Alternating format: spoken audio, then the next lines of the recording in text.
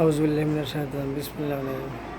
বুক দিলে যদি ভগবান মিলতো, আল্লাহ মিলতো সিন্নিতে, বড় করে বুক লাগাইয়া বাসায় পারতো কিনিতে। বুক দিলে যদি ভগবান মিলতো, আল্লাহ মিলতো সিন্নিতে, বড় করে বুক লাগাইয়া বাসায় পারতো কিনিতে।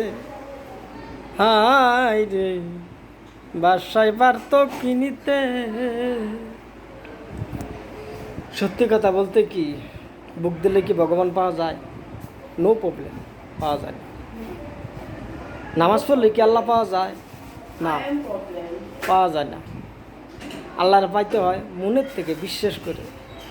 আল্লাহ পাক রব্বুল আলামিনকে বিশ্বাস করতে হবে, মন থেকে ভালোবাসতে হবে, তাইলে আল্লাহ পাওয়া যাবে। নামাজ পড়লে যে আল্লাহ পাবো তা না। আর পূজা করলে যে আমরা আল্লাহ পাবো তা না, ভগবান পাবো তা না।